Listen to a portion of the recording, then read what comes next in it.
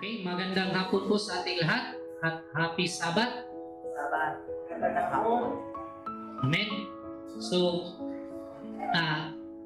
happy Sabbath sa nandyan sa live na sumubaybay sa ating pag-aaral. So, patuloy na po tayo sa ating activity sa hapon na ito. Nasa book of Exodus tayo, chapter 40. So, welcome po ang lahat sa ginawa nating pag-aaral. So, ang lahat mayroong kalayaan na magbahagi sa kanyang naunawaan o mayroong mga tanong na gusto niyang tanungin na upang maklarado ang kanyang narinig. So, bago natin umpisahan mga kapatid sa ating main chapter, so ano muna tayo, reminders, no? Kasi ito yung naging concern, isa sa naging concern sa ating kapatid, no? Concerned citizen, no? Na baka daw na merong ibang mga kapatiran na kanang hindi naka-catch up sa ating mga pag-aaral o hindi pa na-digest, no? Yun. Hindi na-digest, totally na-digest ang mga napagdaanan nating mga pag-aaral. So, ang kanyang naging suggestion, no? Dahil concerned nga siya, so gusto niya na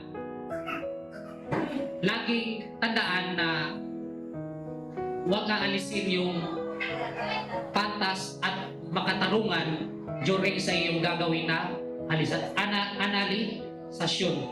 So, at yun nga,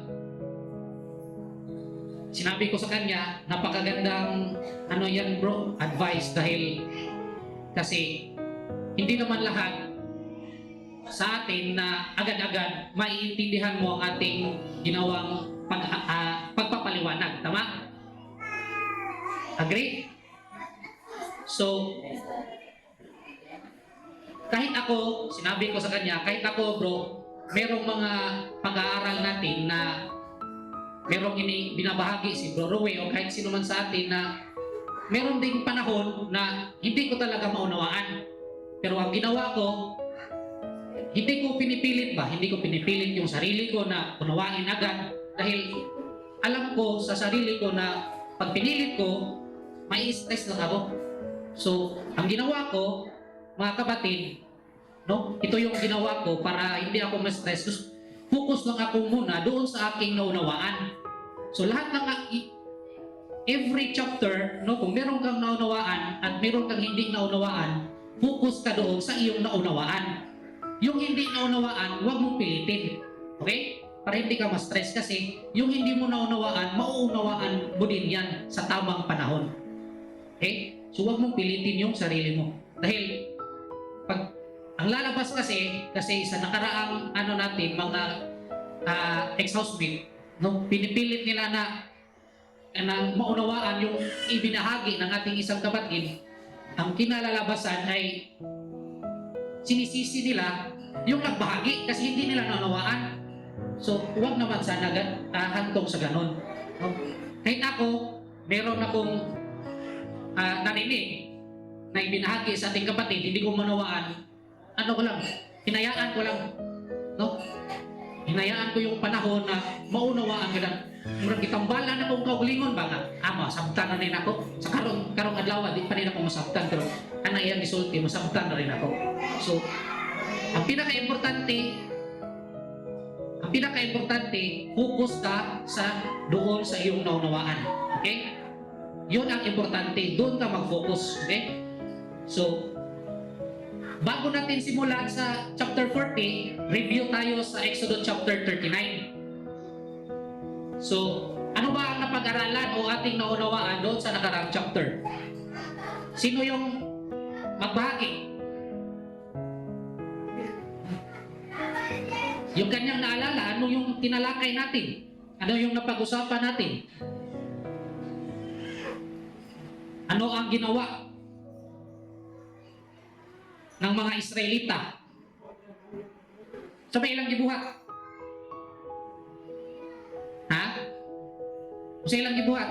Sinina sa pare. Okay? Ito na yung paggawa ng kasuotan ng pare o high priest.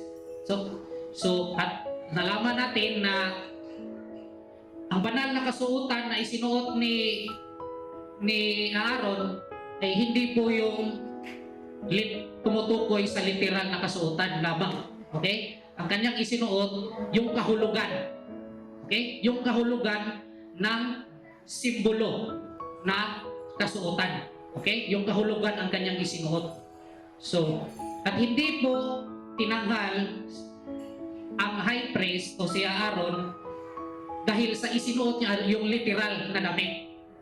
Okay? So, kundi yung kahulugan ng damit. At yun ang ipinaunawa at naunawaan na natin dahil lahat ng mga kahulugan na materyales na napapaloob doon sa damit ay naibigay na po natin ang mga espiritual na kahulugan ito. Amen? So, at ang naging highlight doon sa Exodus chapter 39, yung Urim at Tumim. Tama? Dahil yung Urim at Tumim, ito yung ilalagay ni Aaron dahil siya lang yung magdadala ng Urim at Tumim. No? Ilalagay niya doon dito sa kanyang dibdib. No? Doon sa ilalim ng breastplate, no, pictorial. So, at napagtanto natin, no, doon sa ating pag-aaral na ang ginawang method ni Aaron para malaman niya, para mapaniguro niya na ang kanyang ang kanyang paghuhukom ay naayon sa righteousness ay hindi po yung pagkahagis ng bato. Tama? Hindi po yun ang kanyang ginawa. Dahil ang Urim at Tumim, mayroon po yung kahulugan. At mayroon po yung sinisimboluhan. Ano yun? Guilt and innocent. So, Urim at Tumim, sumisimbolo sa guilt and innocent. So, bakit? Dahil itong si high priest, siya yung pinakamataas na tagahukom. So, kung mayroong mga kaso na mabibigat na kaso, doon ilalapit sa high priest at siya yung mag-decide kung sino yung tao na nakagawa ng kasalanan. At yung method na kanyang ginawa, meron siyang ability, no? Sa other term pa mga kapatid, ito yung psychic ability. When you say psychic, ito yung supernatural na ability. Hindi pa ito magic. Okay? Ability yan na nasa tao. At sa panahong ito, active ito, tinuruan ni Moises si Aaron o doon sa high priest na mag-active ang psychic ability. Dahil ito yung gagamitin niya sa paghahatol, sa paghuhukom, pagbibigay hukom doon sa kaso. Amen? So, itong psychic ability mga kapatid, meron itong 5. Meron itong 5. So, which is the knowing,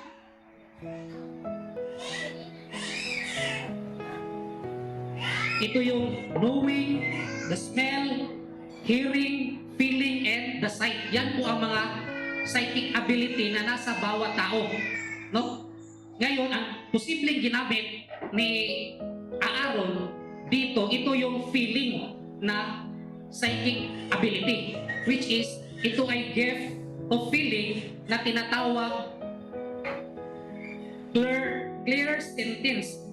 Paano to i-pronounce? C-L-A-I-R.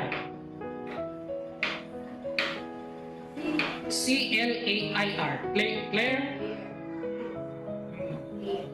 Clear sentence. So yan daw ang tawag. So it means clear feeling. So this gift comes from your heart chakra. Yeah.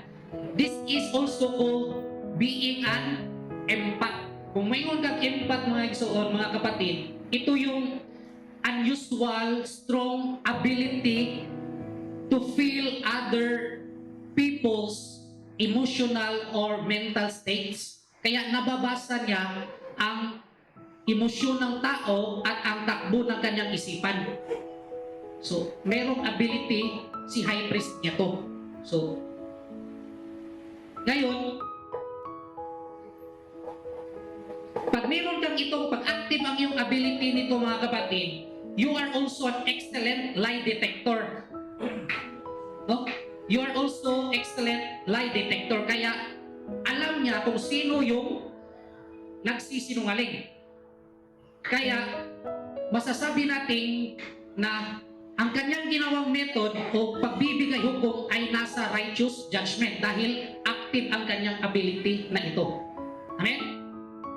So, because you can see through what someone is saying and feel what they actually mean. So, alam talaga niya ang naging takbo o sino yung mga tao na nagpapanggap na inosente or hindi. So, at ang ability niyan mga kapatid, hindi lang po yan naka-exclusive sa high priest. Lahat po ng tao, mayroon yan. Kaso lang kailangan mong i-activate.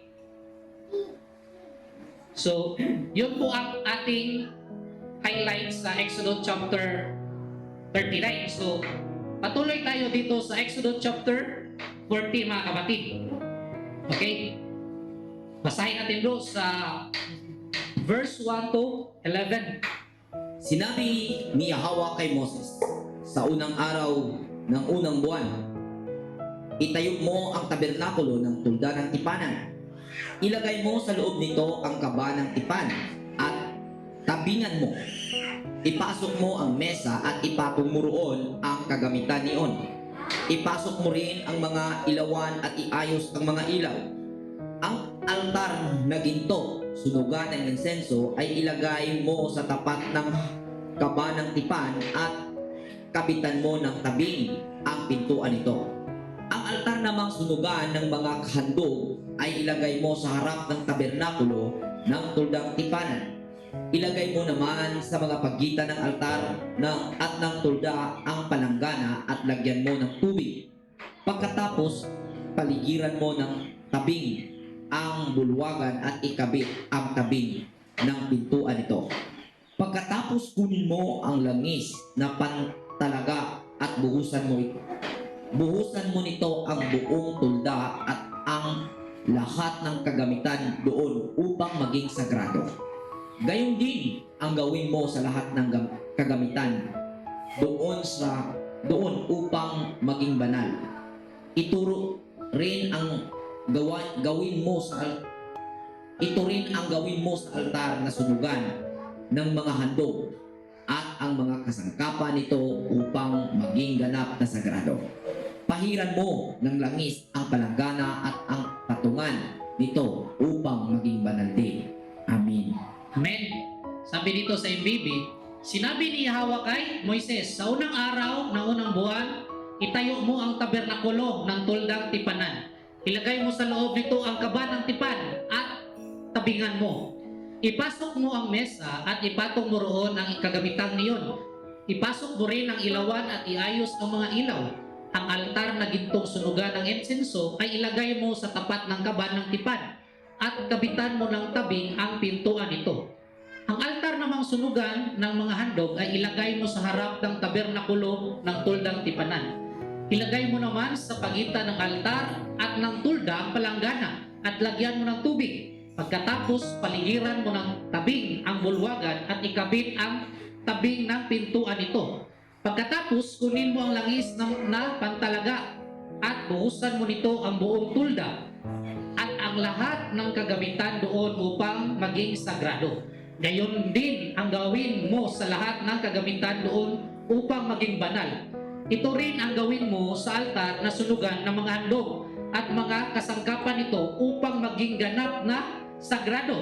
Pahiran mo ng langis ang palanggana at ang patungan nito upang maging banal din. So, sa nakaraang chapter mga kapatid, no?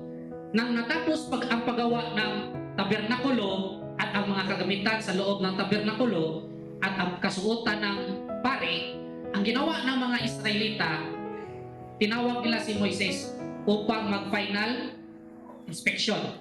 Okay? So yun nga ang ginawa ni Moises. Chinek niya ang mga bawat instrumento o tulda kung ganun ba ang sukat. Posible ganun ang kanyang ginawa. Ngayon, dito sa Exodus chapter 40 verse 1 to 11, tanong ko sa inyo, may tatlong area na ginawa sa loob ng tabernakulo. May tatlong section. Yung Holy of Holies. Tama? Tapos the inner court and the outer court. Inner court which is the holy place. And the outer which is yung courtyard.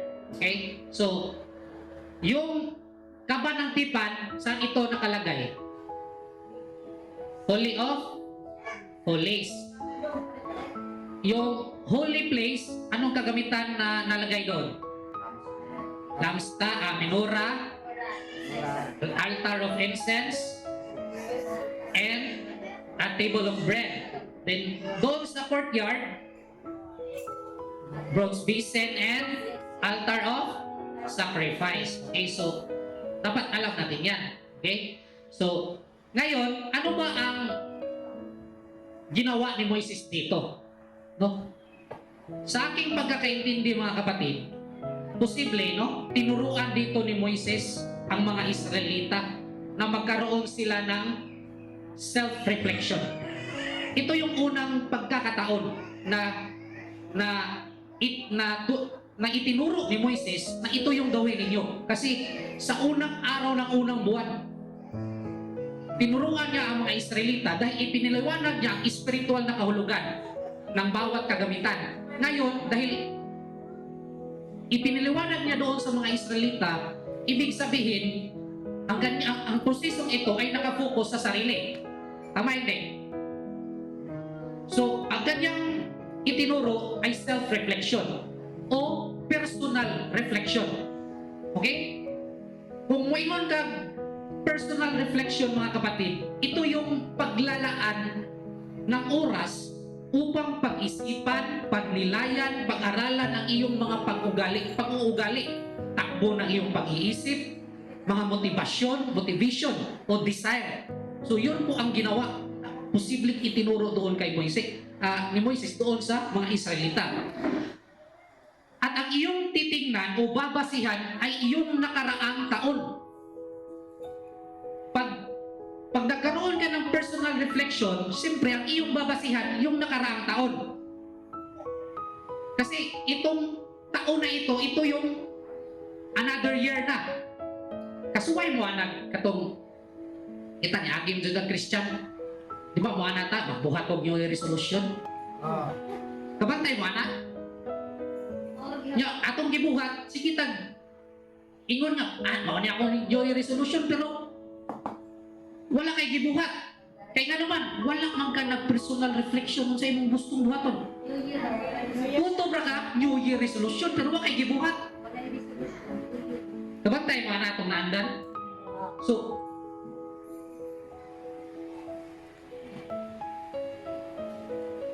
ang iyong babasihan dito ay yung nakaraang taon na iyong naging karanasan sa buhay. Dahil ang karanasan na iyon ang magiging karunungan mo. At ito ang iyong magiging tahanan upang gagamitin mo sa kasalukuyang taon. Nakuha ninyo? Yes.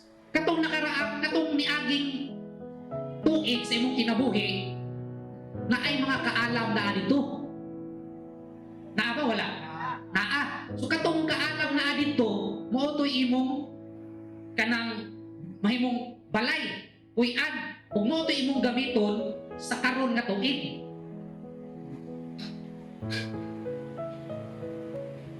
Na-gets nyo? Okay? So,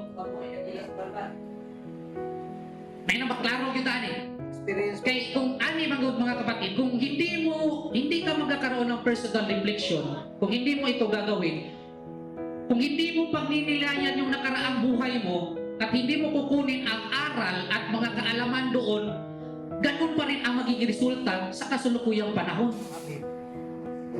Palupuyang taon. Sa kasalukuyang taon. Nakuha ninyo? So, why self-reflection important? Ganong importante man eh? No? Ganong importante man eh, mga igsuon nga mag-self-reflection ta? No? Ganong importante man eh? Self-reflection enables you to move from just experiencing into understanding. Amen. Amen. Sa Tagalog, ang pagmumuni sa sarili ay nagbibigay daan sa iyo na lumipat mula sa naranasan lamang patungo sa pag-unawa. No? Kung nagkaroon ka ng self-reflection, mga kapatid, mauunawaan mo ang takbo ng iyong buhay. Kasi meron ka ng understanding. Unlike kung hindi ka nag-self-reflection, mga kapatid, wala kang understanding, experience lang. Wala kang wisdom. Yung nakaranasan, hanggang karanasan lang. Hanggang karanasan mula, yung karanasan hanggang karanasan lang, paulit-ulit. Hindi siya entered into wisdom. Maraming taong lahat ng tao may karanasan, pero hindi lahat ng may karanasan ay nagkaroon ng kaalaman. Amen. Yun ang Tagalog. So, kaya, yun ang itinuro ni Moises, bakit mahalaga ito. Okay? So, kung sa may benepisyo, buhaton yung buhaton. Kung sa may benefit, Bro Alban, ng ato ning buhaton. By taking the time to reflect on our own experience, we can gain self-awareness. Amen. Kung mag-reflect dito ay, kung ato din yung gagawin, it can gain, makakuha tayo ng self-awareness. Amen. Okay? So, learn from our success and failures. So, kung ato ning buhaton, maka-learn tag self-awareness doon sa ating mga success and failures. Amen. So pa, maka-develop ni siya empathy and understanding ngadto sa uban. Amen. So pa, it can improve problem-solving skills. Amen. So, mo na'y benepisyo kung ato ng buhaton. Ang self-reflection. Ang self-reflection. Kasi ang journey dito, hindi po ito journey sa physical. Spiritual journey po ito. Okay? So kaya, kailangan mo mag-reflect. Hindi sa iba, kundi sa sarili mo. Kung gusto mong mag-improve o maging maganda yung takbo ng iyong buhay, kailangan mo alamin ang iyong sarili. Kasi kadalasan sa tao ngayon, hindi na nila alam kung paano i-improve ang kanilang sarili o kilalanin ang kanilang sarili. Amen. So, what is it? Unsa may example? Unsa ko man nato pagbuhat? What is example of self-reflection? No? Example. By asking yourself, what is your strength and weakness? No? Sa pamamagitan ng pagtatanong mo sa iyong sarili, ano ba ang aking lakas? Ano ba ang aking kahinaan? Di ba? During interview ko, mga apply kang trabaho, muhana mo na, what is your strength and weakness? Wala ka katubag. Kaya nga naman, huwag ka kailas yung paglingon, kaya huwag ka nag-reflect. Di ba, magnangako sa ako strength, sa ako weakness. Huwag kay baw. Di ba? Ganun, during mga apply kang trabaho, ganun ikana mo dyan ipangutana.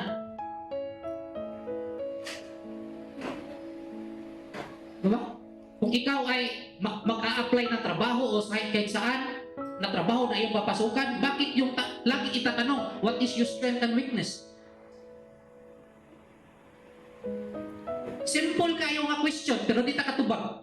Napaka easy lang, napakadali na tanong, pero hindi mo masagot. Bakit hindi mo kilala yung sarili mo?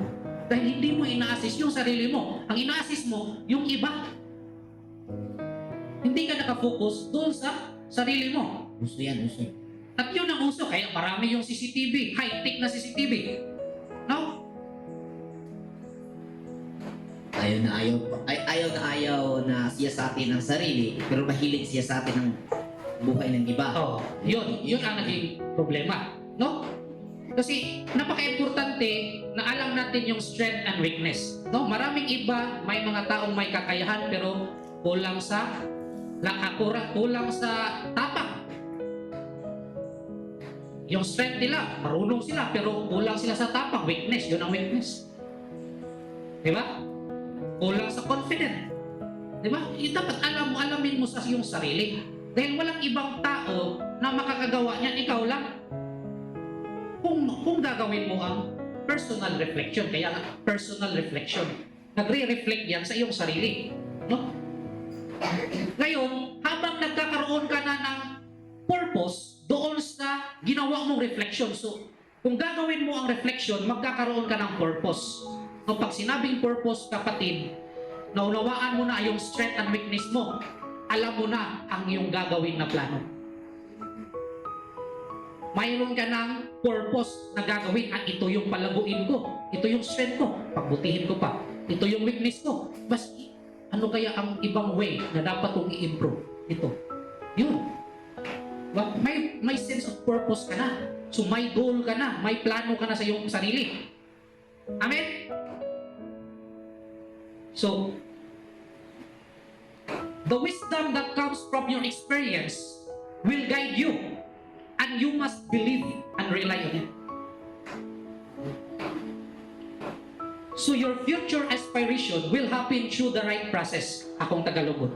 Ang karunungan na nagmula sa iyong karanasan ay yan ang gagabay sa iyo, at dapat kang maniwala at umasa nito. Nang sa gayon, ang iyong mga hangarin sa hinaharap ay mangyayari sa pamamagitan ng tamang proseso. At kaya ang naging example dito, mga kapatid, si Amang Abraham. Siya yung naging father of faith. May kausap ba si Amang Abraham na Panginoon nandyan sa labas, nagsasalita, Abraham, itong gagawin mo? May ganon ba? Di ba wala? So, kung saan ang kanyang karanasan sa buhay ay naging kultura.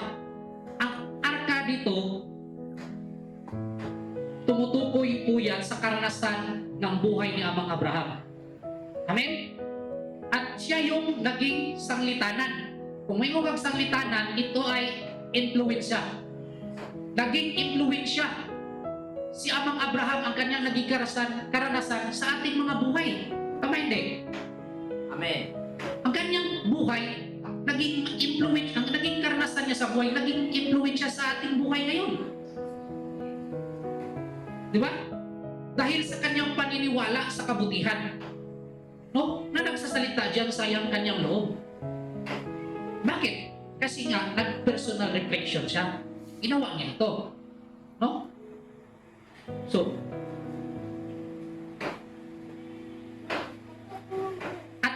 the covenant, nandyan yan sa Holy of Holies. So, mayroon ka ng nabuong plano, mayroon ka ng doon sa iyong naging karanasan, nandoon ang karunungan, at yun ang iyong kanang pinaniwalaan, ito yung gagabay sa akin. Okay?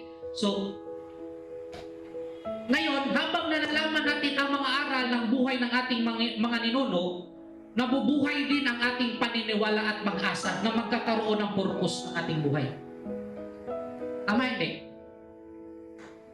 So, sabi pa nga ng kasabihan, no? A life without purpose is like a journey without destination. Sa Bisaya pa nga termino, mura kag nagpanaw nga gimino. Oh, napanaw ka nga gimino, no? A life without purpose daw, mga kapatid, is like a journey without destination. No? Ikikong Bisaya, panaw nga gimino. Panaw nga gimino. Pag So, ang sa may Tagalog ng panaw nga gimino. Kala mo ilisod kayo. Pasa pa pas. Now, the purpose of life is to find your mission and fulfill it. Lahat po tayo, meron pong mission na dapat gampanan. Amen? Amen. Ano ba ang mission natin? Sabi ni Haring Solomon sa Ecclesiastes 12:13, the whole duty of a man is to obey the commandments. Pagbuhat og matarong. Pagbuhat og matarong. Kay mao ni mo attract na moabot ang mga panalangin diya sa imong kinabuhi. Amen. Okay? So, gayon, dito naman sa holy place, no? Sa mesa ng tilapay, menora, at saka altar of incense, habang nagkakaroon ka na ng plano, na-build na plano, so naniwala ka doon na mangyayari yan sa pamamagitan ng iyong naging karanasan. Habang ini-imagine mo ang resulta ng iyong plano, yung purpose, through imagination, nag-imagine ka, siyempre, magplano ka na, juga imagination. Di ba? Gamiton na mo yung imagination. Amen. Amen. Habang, example, example ako, nagplano ko, gusto ko mga motor. Through imagination, i-imagine na ako nga ang resulta na, i-feel na ako nga, nag-drive ko motor, bisag wala pa ko. Through sa akong imagination, ako na nang i-feel nga, nanakuha ng butanga. So, gikauna nimo ang resulta. Ang pan, gikauna nimo, table of bread. Gikauna nimo, doon pa lang sa iyong imagination. Gi-feel na nimo. Nakuha ninyo? So, ang pagtagal mo. Ano ako sa habang ini-imagine mo ang resulta ng iyong purpose o plano, doon pa lang sa iyong pag-iisip, natatamasa mo na ang kagalakan at kaligayahan ito. At upang mangyari ito into reality, kailangan mong gastusin at i-invest wisely ang iyong energy. Yun ang minura. At upang mangyari ito into reality, kailangan mong gastusin at i-invest wisely ang iyong energy. Dahil ito ang currency na iyong gagamitin sa physical na katawan. Kasi bakit hindi tayo nakuha ang ating mga gustong kunin? Dahil ini-spend natin ating mga energy sa mga walang kabuluhang bagay. Like for example, sigig drama, sigig chika-chika, mga hinungdan. Nag-spend ba kang energy? Yes. Being laziness, kapulan, nag-spend kang energy? Yes. Di-spend ni mong energy sa walay hinungdan ng mga butang na dili makatabang sa imo. Imong giusikan ang panahon o ang imong enerhiya, imong kusog sa mga butang na walay hinungdan. So, saan to? Sa 24 hours, mas daghan ang nasayang kaysa nahatag nimo sa makabuluhang mga bagay. So, sa aking obserbasyon, base sa naging karanasan na rin sa buhay, marami ang nasasayang ng tao na oras at lakas sa hindi makabuluhang mga bagay. Ang ating nakikita at hindi po tayo exempted doon, kaya nasabi natin ito dahil mismo tayo po ay nakakaranas nito at nakakagawa po nito habang tayo ay nagpapatuloy sa ating journey bilang nasa pribilehiyo ng buhay. Amen. So to. At upang mangyari ito into reality, kailangan mong gastusin o i-invest wisely ang iyong enerhiya. Dahil ito ang currency na iyong gagamitin sa physical na katawan tungo sa iyong hinahangad na direksyon. Yung ang bronze basin, di ba yun hugasin ng kamay? Tungo sa iyong hinahangad na direksyon gamit ang inaalay na tupa at kambing na pag-uugali na siyang maging tahanan ng iyong lakas. Usahay natay mga plano pero talawan ta. Bantay ba na kapiling? Bisag ako? Ganong nasulti man ako kay Nag-look mo risky. ganong nasulti man ako mga igsoon kay mo ni akong gibati. No, kani akong gipang sulti. Hindi na ni nga proseso. In this process pa ko ani. So mao sad ang dapat na tong buhaton kay posible nga mao ni ilang gibuhat sa kanang gitudlo ni Moises ngadto sa mga Israelita. So nana kay plano. Diba? Unsa may giingon ni sa Ginoo, no? Sa Jeremiah chapter 29 verse 11. For I know the plans I have for you, declares the Lord. Plans to prosper you and not to harm you. Plans to give you hope and a future. Amen. Ang tanong, may plano ka bang baguhin ang iyong buhay? May plano ka bang baguhin ang iyong sarili? Yun ang tanong. May Panginoon, ay plano na mo, ikaw, wakay plano. Kaya ginawa, wakay plano, kaya huwag mag-magic-magic.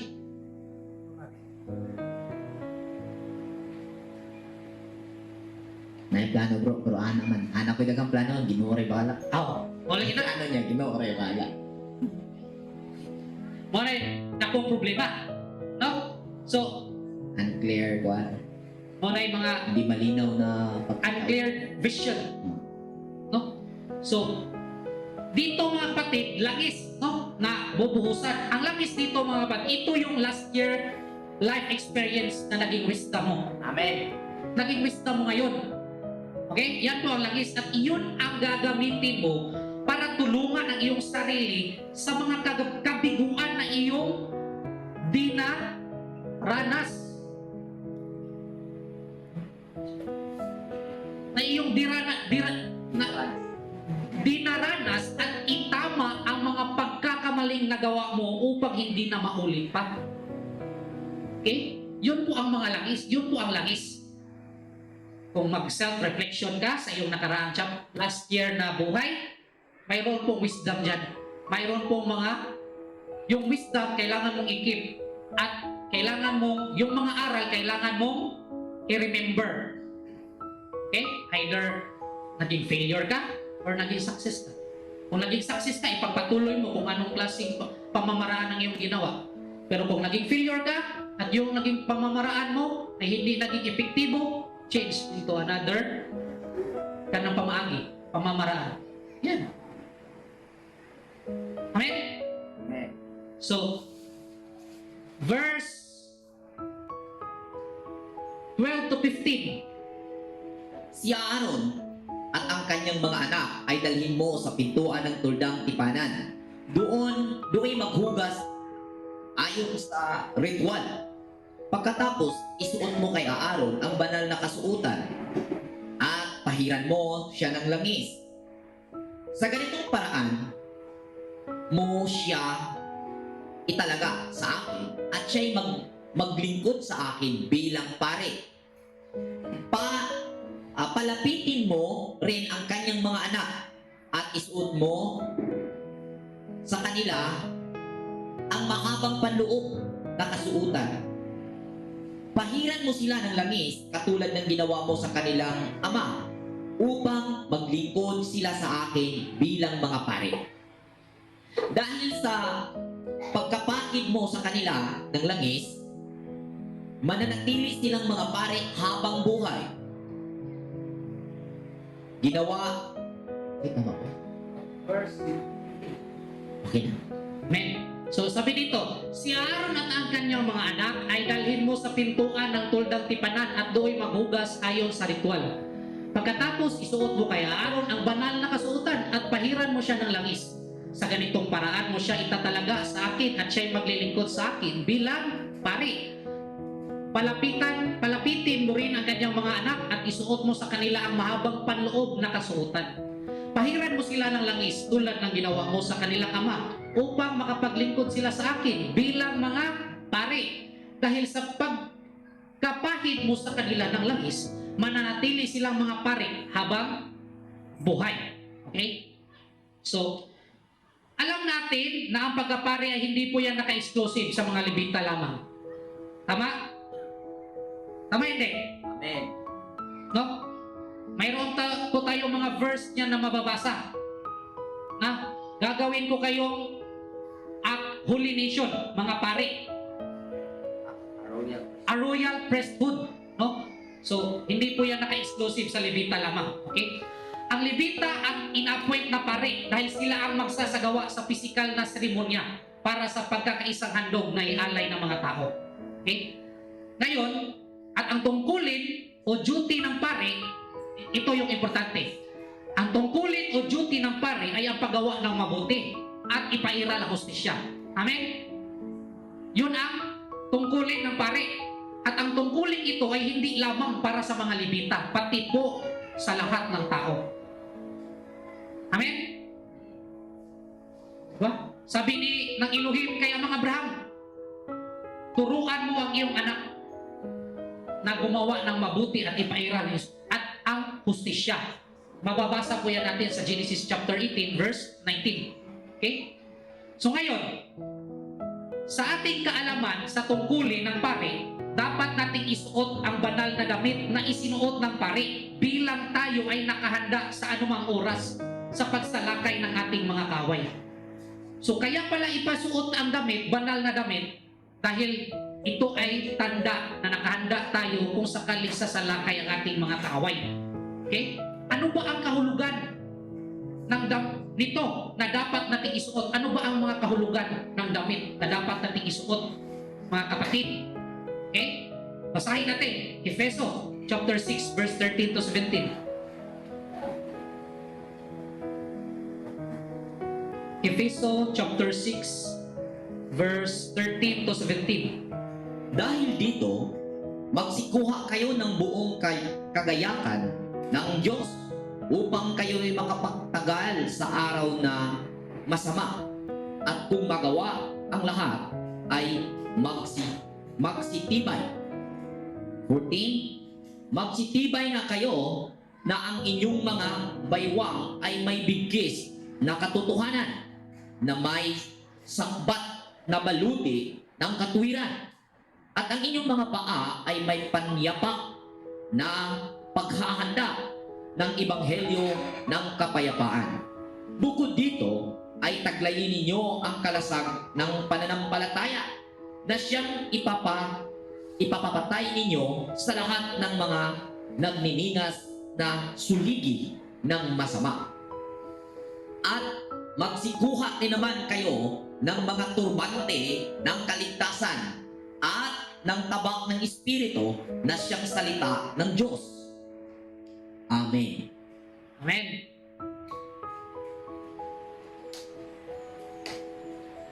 Basahin ko sa Bisaya. Sabi dito, busa dada ang tanang kahimanan sa gubat nga gikan sa Dios, ug inig abot unya sa daotang adlaw, makasukol kamo sa inyong kaaway sa walay pagsibog o pagundang hangtod sa katapusan. So unsa man ning kaaway nga gisgutan? No? Ang kaaway din mga igsuon, no?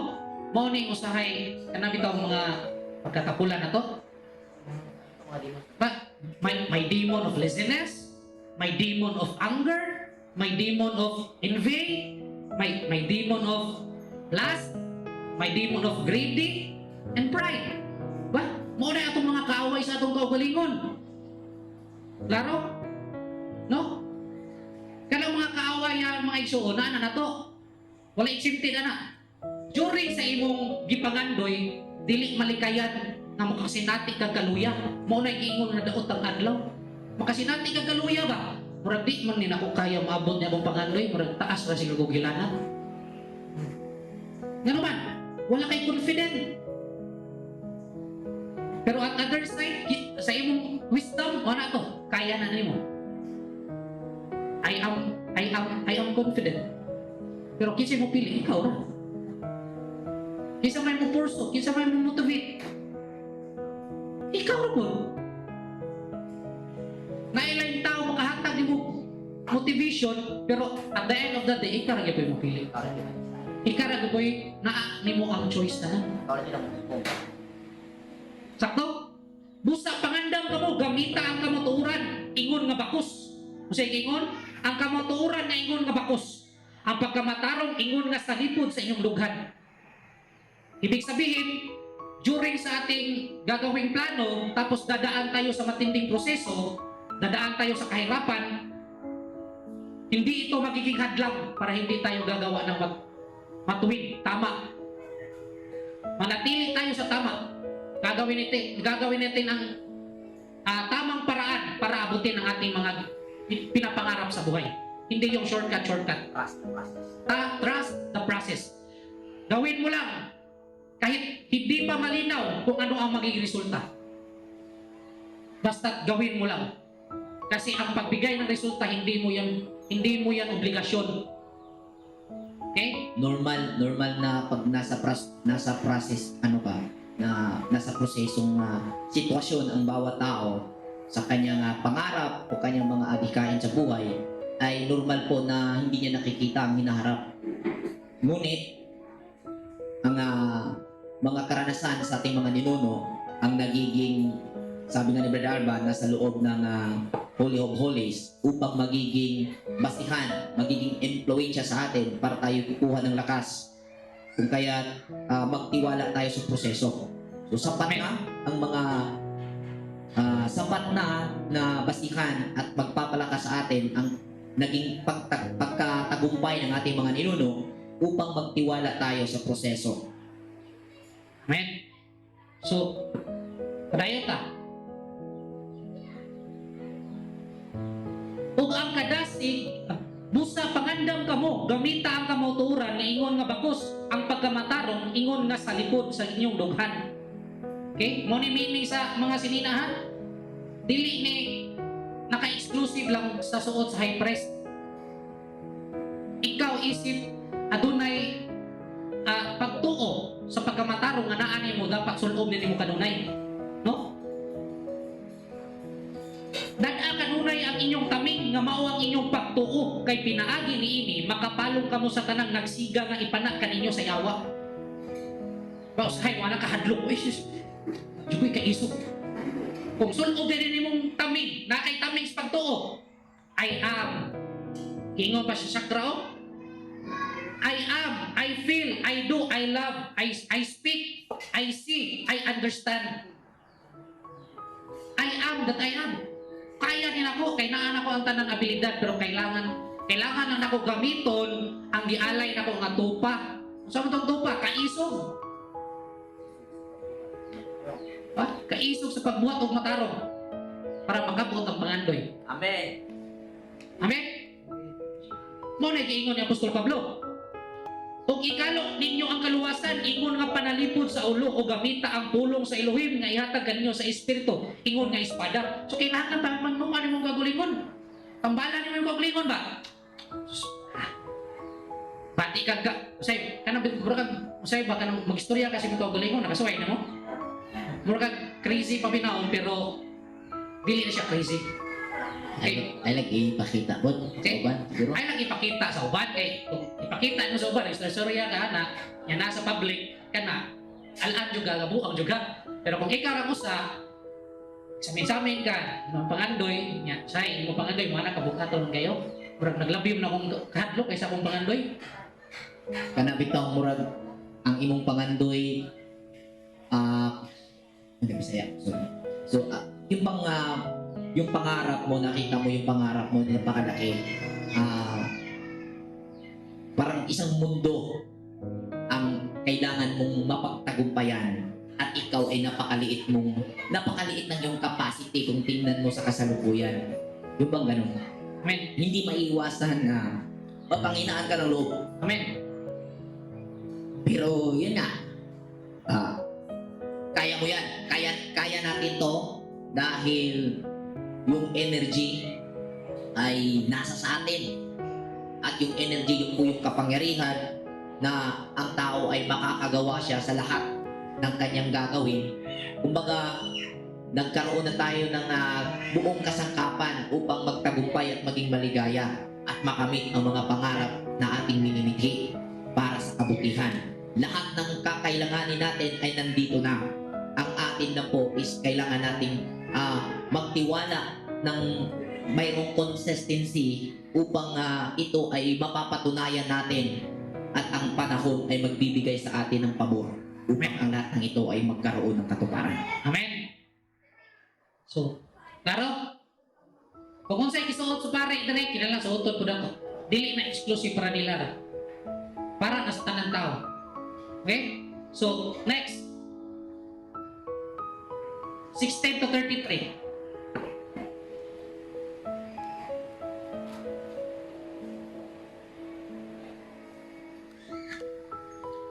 Gayon ginawa ni Moses ayon sa lahat ang inutos ng Panginoon sa kanya ay gayon ginawa niya.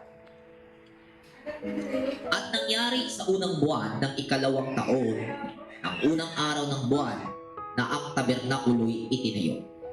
At itinayo ni Moses ang tabernakulo at inilagay ang mga tungtungan at ipinatong ang mga malaking tabla at isinuot ang mga barakilan at itinayo ang mga haligi niyaon.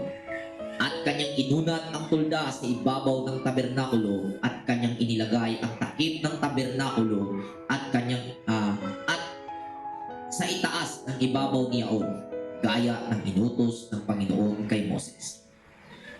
At kanyang kinuha at at inilagay ang mga tabla ng patutuo sa loob ng kaban, at kanyang inilagay ang mga pingga sa kaban, at kanyang inilagay ang luklukan ng awa sa itaas ng ibabaw ng kaban. At kanyang ipinasok ang kaban sa tabernakulo at iniayos ang lambong ng tabing at hinabingan ang kaban ng patutuo, gaya ng inutos ng Panginoon kay Moses. Okay, hanggang 31. At kanyang inaayos ang tinapay sa ibabaw ng dulang sa harap ng Panginoon, gaya ng inuutos ng Panginoon kay Moses. At kanyang inilagay ang kandelaryo sa tabernakulo ng kapisanan, sa tapat ng dulang sa tagiliran timugan ng tabernakulo, at kanyang sinindihan ang mga ilawan sa harap ng Panginoon, gaya ng inutos ng Panginoon kay Moses. At kanyang inilagay ang damba ng ginto sa loob ng tabernakulo ng kapisanan ng harapan ng lambong. At siya'y nagsunog doon ng kamangyan na mabangong espistiya, gaya ng inutos ng Panginoon kay Moses.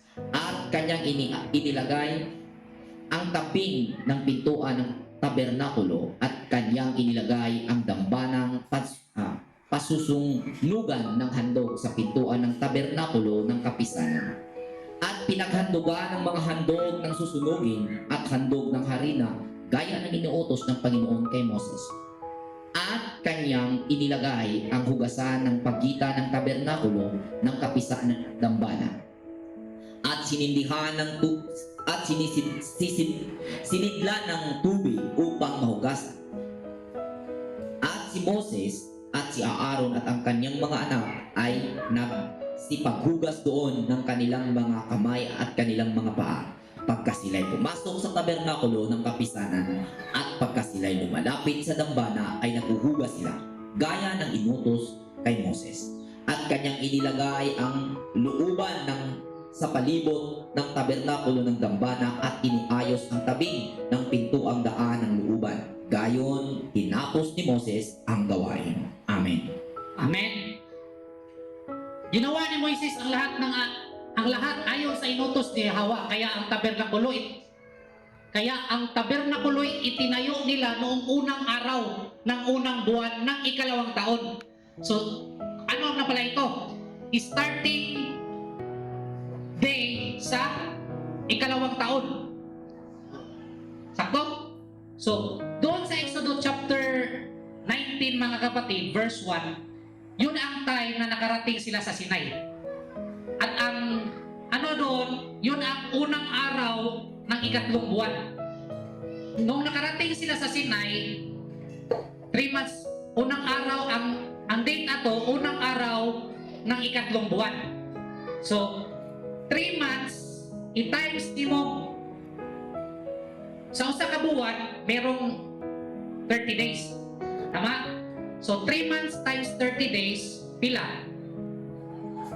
90. So, 90 days. So, 90 days ang 3 months. Okay? So, ngayon, itong si Moises, umakyat siya sa bundok ng Sinai. 2 beses. Tama? Ang unang beses na unang pag-akyat niya sa bundok, doon sa Exodus chapter 24 verse 18, 40 days and 40 nights. Okay? So, ngayon, sa pangalawang pag-akyat niya sa bundok ng Sinai, kasi nung unang pag-akyat niya, dala niya ang tapyas na bato, tapos binasag niya, nagis, nabasag. So, ngayon, umakyat naman siya ulit.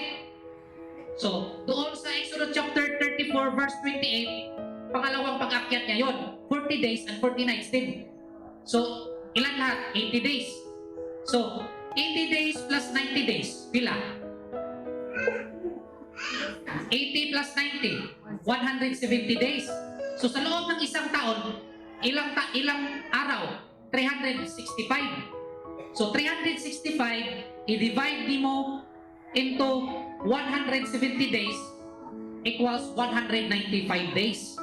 So, 195 days, i-divide mo 30 days equals 6 months. So, natapos nila ang paggawa nito sa loob ng 6 na buwan lamang. So, yan po ang aming calculation. Okay? Teorya lang namin yan. Okay? Base sa nasusulat. No? So, pag sinabing 6 months, so ang 6 na ating naibigay na simbolo nito, ito yung pagdubli. Diba? Doon sa Exodus chapter 16, sabi na, dublihin nyo ang tinapay. Pagdubli. Tapos doon ang time na, ano sila, kanang gisuwayan. Diba? So, unsa may dublihon? Idubli ang pasensya diha sa kumakasinati ka o pagsuway. Pagdubli sa pasensya samtang makasinati o pagsuway. Okay? Yan po ang mensahe dito. Okay? So, basahin natin sa Romans chapter 12 verse 11 to 12. Ano ang sabi ni Apostol Pablo? Dahil during sa iyong mga plano, mga kapatid, dadaan ka po ng mga so may Tagalog sa pagsuway? Pagsubok. Dadaan ka po sa pagsubok. Okay? Kailangan mo dublihin ang iyong pasensya kasi ang kasi naging kaugalian natin, meron tayong gustong maabot, gusto rin resulta. Gusto ito, kanang ako'y planong buhat to, gusto rin ka, karong resulta na, arayon. Ako'y gusto nga kanang mga mga kapangayong pagkasaylo, gusto pasayloon dayon. Oh, yan na ba? Kanang yan nga kinaiya ba? Walay pasensya. Kinahanglan, dubli imong pasensya nga ipakita. So, kung sige ingon, Huwag mga tamad sa pagsusumikap, maningas sa espiritu, mapaglingkod sa Panginoon, magalak sa pag-asa, magmatiisin sa kapighatian, at magmatiyagain sa panalangin. Amen. amen. Work hard and do not be lazy. Kung na kay plano, hindi yun pwede magtapol-tapol kay demonyo. Okay? Na kay plano, pero huwag kay gibuhat. Di yun na matuman. Serve the Yahweh with heart full of devotion. Kung sa may giingon sa other side sa imong pagkamatarong naging kaya na nimo, kana mo'y serbisyo kana mo'y tagaig pagtagan. Tumana, kanang kaisog, hatag yun energy, isog ko. Diya i-spend imong energy. Dapat happy ko. Diya ka mong spend kay mako mo na yung makapahatag ni mong kadasig. Para mo push through ka sa imong gipangandoy. Ang ako pong na-experience, yung na-experience ko dito, bro, sa mga ganitong pagkakataon, o sa ganitong takbo ng sa buhay ng tao, parang ganito yun, ganito kadalasan. Naniniwala ang tao, pag nakamit ko ito, maging maligaya na ako. Habang tinatrabaho niya, yung pangarap niya, dahil ang paniniwala niya, pag nakamit niya yun, saka pa siya maging maligaya, kaya nauubusan siya ng lakas at pasensya. So, mai-advise ko, dahil sa tingin ko, walang magtatagumpay, o kung hindi mo babaguhin yun, mahirap na masabi kong magtatagumpay tayo. So, gawin natin sa panalangin, naging maligaya na tayo, katulad ni sinabi ni Brother Alban kanina, na habang nasa imagination period ka pa, nakakakain ka na sa tinapay, natatamasa mo na, naging naggalak na ang iyong sarili, upang ang kagalakan, ang pagiging masaya, ay ang magiging nagtulak para ikaw ay magtrabaho. Amen. Okay? So, ganun po. At ang pagkamasayahin ay ang pinaka-highest vibration. Kasi pag masaya ka, makakapagpapasalamat ka. Amen. At kung darating man ang mga bagay na naging resulta ng ating pagsisikap, Bonus na lang yun. bonus na lang yun dahil matagal ka nang naging maligaya. Amen. Dagdag yun sa iyong kaligayahan. Amen. At yun ay magiging parangal sa iyong kaligayahan. Amen. Para sa akin, huwag nating isipin na maging magalak tayo pag nakamit ang bagay. Amen. Magalak tayo habang ating ini-imagine ang mga bagay. Amen? Amen. So, doon pa lang sa iyong imagination, nandoon na yung satisfaction na gusto mong maging maligaya. Di ba? Na-feel na nimo. Wala kawadaan. Imagine na nimo ang resulta lang din, di ba? Nindot yung feeling. O sa akong experience, sa may karanasan, habang ikaw ay nakapag-imagine, aminin mo man o sa hindi ngayon, kung ikaw ngayon ay nakinig sa talakayang ito, may kaligayahan kang nararamdaman. Amen. Ngunit, habang nararamdaman ang kaligayahan during sa imagination, ay pinapatay natin. Dahil sinabihan natin ng ating sarili, baliw tayo, bakit tayo naging maligaya habang tayo nag-i-imagine pa lang na wala pa man sa reality. Which is, maling hakbang na iyong na-focus iyong atensyon kung kaya natagalan at naantala ang mga bagay na iyong pinagsisikapan. Dahil yung kaligayahang nag-arise ay pinatay mo kasi sabi mo, para akong baliw. Bakit ako naging masaya kung saan hindi pa naman sa akin ang bagay? Which is, kung ating i-analyze ang gasa, ang bigay ng Panginoon sa atin, ay ang nagkaroon tayo ng ability, nagkaroon tayo ng kakayahan na mag-imagine o manalangin. Lahat ng kabataan habang nasa progreso ng pag-unlad ng sarili ba ay malakas po ang kanilang mga imahinasyon. Pero habang tumatanda, dahil hindi ito na ituro na ipagpatuloy ang imagination, unti-unting nawawala yung gana sa pagsasagawa nito habang nasa paglalakad, habang may ginagawa, habang nasa bahay.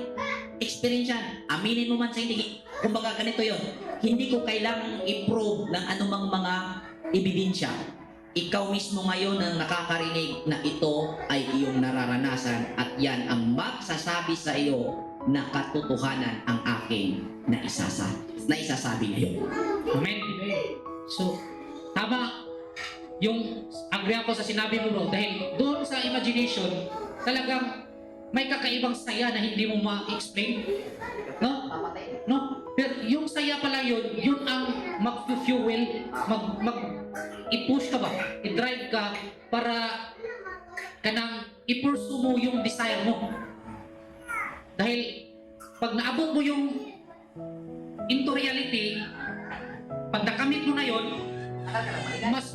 mas maging maligaya ka pa. No? At masasabi mo yung sarili mo ba, kaya ko palang gawin ang lahat into. Kumbaga, kung darating man yung bagay o anumang minimithi, parangal yun sa iyong kaligayahan. Amen. Hindi yun ang maging sanhi kung kaya ikaw ay maging maligaya. Matagal ka nang naging ligaya habang ini-imagine mo yun. Tinatamasa mo na ang kaligayahan habang nasa pagsisikap kang makamtan iyon. Dumating iyon, parangal iyon sa iyong pagiging maligaya. Yun ang regalo. O yun. Okay. Hindi kasi tama o mahirap na makamit ang mga bagay kung iisipin mo, pag nakamit ko yan, saka ako maging maligaya. Maraming tao ngayon halos nabili, halos nakuha ang lahat ng gusto. Ngunit kung saan-saan mo makikita, naghahanap ng kaligayahan. Yes. Dahil wala sa bagay ang kaligayahan. Ang kaligayahan ay natatamasa at nararamdaman habang nasa journey ka ng iyong pangarap. Amen. Yun. Amen. Klaro? Amen. Napakaganda. So ang example dito natin mga kapatid, no? Yung pagduble, yung pasensya during sa mga pagsubok, itong si Jose. Amen. Di ba? Grabe yung kanyang napagdaanan na pagsubok sa buhay. Pero ang kanyang ginawa, isinuot niya lang yung banal na kasuotan ng pari. Nanatili siya sa paggawa ng mabuti. Anong nagiging resulta? Anong naging resulta? Siya ay naging gobernador. Amen. Siya ay naging tanyag, naging kilala. Ba? Dahil the more maging mahirap ang sitwasyon, dapat the more din ang pasensya na ipakita mo. Okay? Dahil pag na-overcome ang lahat ng ito, siyempre, darating yung biyaya, darating yung kanang panalangin. No? At yan po ang cycle ng buhay. Hindi naman pwede nga, sige, kalisod, na nakaigibuhat. Inanakay Oo. sa affliction. Oh. Yan ang halaga, no? Yan ang value, no? Yan ang value ng self-reflection, kapatid. No, kaya dapat na gawin natin 'to. No? Hindi po ito madali.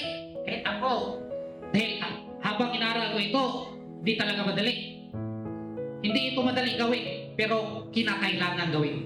Dahil ito yung para sa atin, para sa akin, ito yung para sa atin, para makilala natin, para magkaroon tayo ng self-worth, Kumbaga, ito yung maluwag. self-mastery. Self-mastery, maluwag na daan Self-mastery. sa journey ng buhay. Yan. Although, pwede tayong dumaan sa kung ano yung gusto natin, pero ito yung daan na isinadjust sa panahon ni Moses. Sabi niya, pumili kayo sa buhay o sa kamatayan, sa pagpapala o sumpa. Wala namang makakapagpigil kung alin ang ating pipiliin dahil desisyon natin yan. Pero ito ang nakita sa mga ninuno natin, mismong ang propetang si Moses ang nagsuggest na piliin natin ito. Kaya ito yung sabi ni Bro Alban na ito yung para sa atin. Amen. Sanata. Next, verse 34 to 38. Nang magkagayoy, tinakpan ng ulap ang tabernakulo ng kapisanan at pinuno ng Panginoon ng kaluwalhatian ang tabernakulo. At si Moses ay hindi makapasok sa tabernakulo ng kapisanan sapagkat lumagay sa ibabaw niyaon ang ulap. At inuspos ng Panginoon ng kaluwalhatian ang tabernakulo. At pagka ang ulap ay nagpaitaas mula sa tabernakulo, ay nagpapatuloy ang mga anak ni Israel sa kanilang buong paglalakbay. Datapwat kung ang ulap ay hindi nagpaitaas, ay hindi nga sila naglalakbay hanggang sa araw na nagpaitaas. Sapagkat ang ulap ng Panginoon ay nasa ibabaw ng tabernakulo sa araw at may apoy sa loob niyaon sa gabi. Sa paningin ng buong lahit ng Israel sa kanilang buong paglalakbay. Amen. Amen. Nang magawa ang tuldang tipanan, nabalot ito ng ulap at napuno ng kaluwalhatian ni Yahweh. Hindi makapasok si Moises sapagkat nanatili sa loob nito ang ulap at napuspos ito ng kaluwalhatian ni Yahweh. Sa paglalakbay ng mga Israelita, nagpapatuloy lamang sila tuwing tataas ang ulap mula sa tabernakulo. Kapag hindi tumaas ang ulap, hindi sila nagpapatuloy. Hanggang hindi tumaas ang ulap, hindi sila lumalakad. Kung araw, ang ulap ng kapangyarihan ni Yahweh ay nasa tapat ng tabernakulo. Kung gabi naman, ang haliging apoy, ito'y nasa isang lugar na kitang-kita ng mga Israelita at siya nilang tanglaw sa kanilang paglalakbay. Okay? So, ang tulda dito o tabernakulo, nagrepresent ito sa lahat ng tao na tinuruan ni Moises. Amen. Amen. Amen? Kung paano gamitin ang kanilang karanasan sa buhay. Amen. Bawat tao nandoon, mga Israelita, mayroon po iba't ibang karanasan sa buhay. Tama hindi? Amen. So, ang ulap dito, mga kapatid, ito po ay isang estado ng pinakamataas na anyo ng karunungan sa bawat individual na karanasan. Isahin ko na ko. Kini usa ka kahimtang sa labing taas nga porma sa kaalam sa matag individual nga kasinatian. Example, experience ni Bro Rowe. Naa siya'y kaalam. So, ang iyang kaalam mo na'y nakaroon kasalukuyang taon, yun ang kanyang pinakabataas na highest form of kanang wisdom. Ako sa lahi po, kay lalaking matag experience. Sakto nila. Amen. So, ang kanit po sa akong estado, sa akong experience sa kinabuhi, kanit po kataas po. So, dili ta pareha. So, matag individual nga experience sa kinabuhi. So, kung saan ning himaya, ang himaya din o kaluwalhatian, ito yung kadasig na energy nga nabati sa matag usa. No? Sa English pa, ito yung enthusiasm energy that everyone feels. Kung saan man yung enthusiasm, ito yung intense and eager enjoyment. No? So sa dihang nakabaton og panabot ang matag usa sa dagan sa ilang sitwasyon sa kinabuhi, mo ni naghatag nilang kalipay. Ingon ani di ay nakasambot na ko sa akong dagan sa kinabuhi. Kasabtan na nako nganong nagsigi kag kabating failure. Di ba? So ang matag usa usa may ilang gibuhat sa dihang na aduna nay panabot. Ang matag usa naghimog resolusyon o pamaagi, pinaagi sa paggamit sa ilang mga tagsa-tagsa kasinatian aron padayon palambuon ang ilang kinabuhi. Unsa man ning resolusyon? Kaning resolusyon, a firm decision to do or not to do. Usa ka lig-on nga desisyon sa pagbuhat o dili pagbuhat. Katong ni aging failure, ingani akong pamagi, din ako ni usbon. Kani nga, success ko ani, nilambo ani, nakahatag niya akong kaalam. Nakadugang sa akong kanang tawag na progreso. Kani akong padayon nun. Mo na yung resolusyon. Okay? So, dito pa lang, hindi na nakadependent lagi kay Moises ang mga tao sa kanilang gagawin. Nakuha ninyo? Amen. Ano man, nakasabot naman sila sa ilang tahatag sa dagan sa kinabuhi. Wala na sila sige dependent kay Moses. Sa kana nga tuig. Kaya gitudlukan naman sila. So, na-build dito yung choice and will. Amen. Nila sa matag usa na-build ang ilang choice ang ilang kanya akong buhaton. So sa matag usa, nakabaton silang choice ang kanya akong buhaton sa akong kinabuhi. Siya sad naapod siya ha. Maunay na-build sa ilang tatag sa kaugalingon. So, itong tuwing tataas ang ulap, sa paglalakbay ng mga Israelita, nagpapatuloy lamang sila tuwing tataas ang ulap mula sa tabernakulo. Hindi po ito literal na ulap na pagkakita ang ulap na lakaw pa sila, mura sila. Kung imo i-assist ba, hindi po ganoon kaliit ang pag-iisip ng mga Israelita, no? Na babasihan nila yung ulap kasi ang ulap di pa naman anghid. Kung kano siya mo lakaw, wala.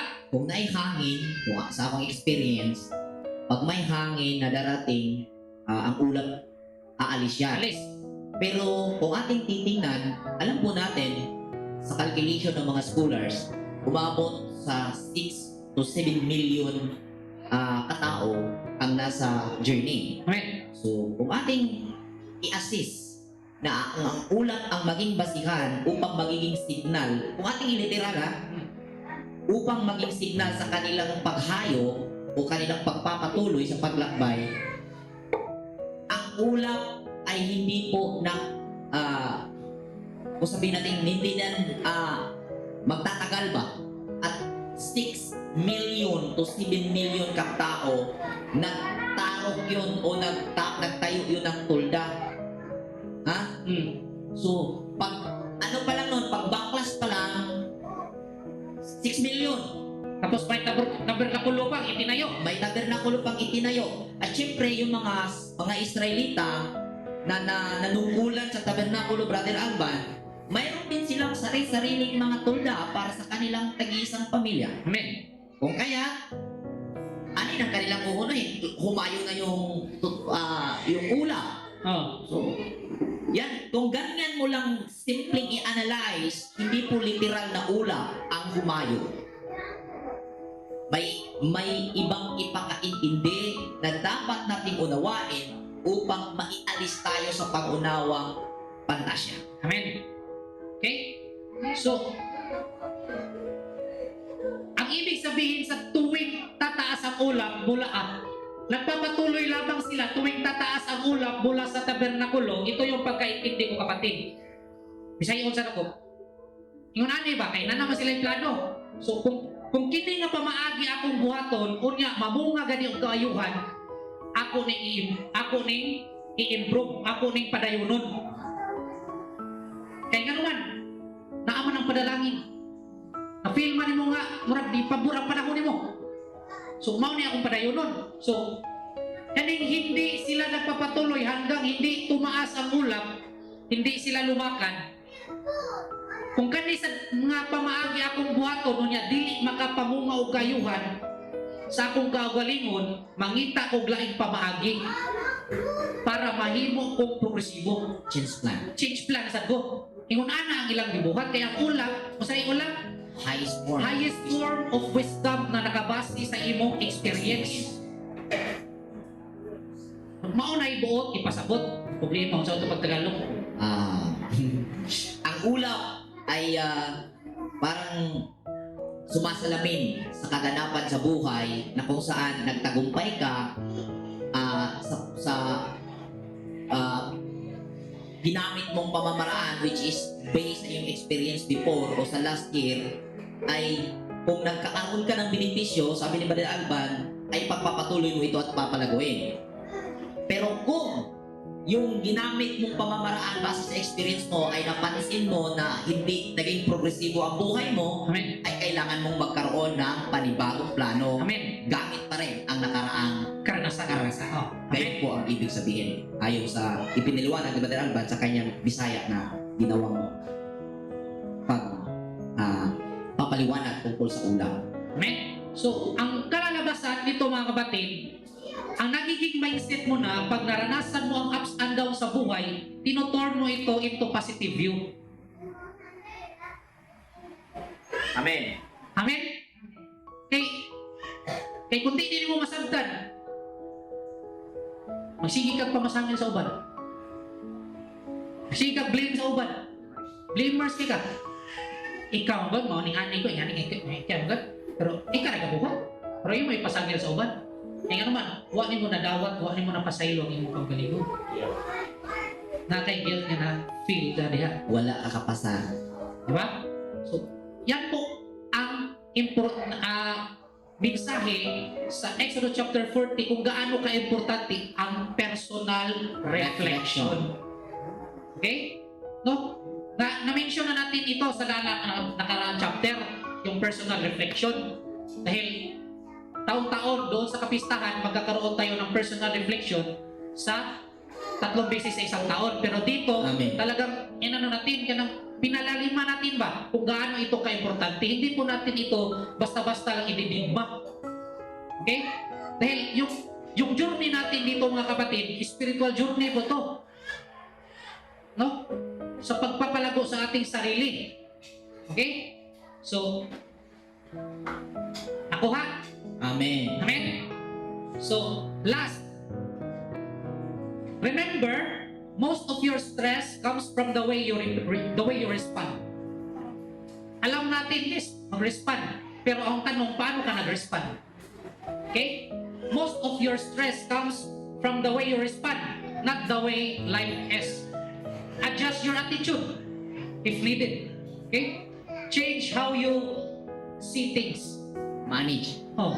Look for the good in all situations. Take the lesson and find new opportunities to grow, and let all extra stress, worrying, and overthinking go. Okay? So, yan po ang last na mensahe na aking maibibigay sa Exodus chapter 40. Amen. Amen? So, sa nakita kong aral tungkol sa reflection, so madalas nating pinagtutuunan ng self-reflection yung mga failure na naranasan natin. Ngunit sa aking nakikita, mga kapatid, upang mas lalo pa tayong magiging yung maging aware, yung ano tayo ba, maging mapagmatya, ay sa napansin ko sa kasaysayan ng mga tao sa banal na aklat, sa kasulatan, ay bumagsak sila dahil sa pagpapala na natamasa. Amen. So, kung nag-reflect tayo, nakabook or na ano natin na ang itatama natin yung pagkakamali. Gusto ko rin ipaabot sa lahat na magkaroon ka ng self-reflection sa mga tagumpay na iyong naranasan upang hindi ito maging bitag sa paglipas ng panahon. Maging bitag ito sa iyo. Dito, kadalasan bumagsak ang mga giant in the past. Amen.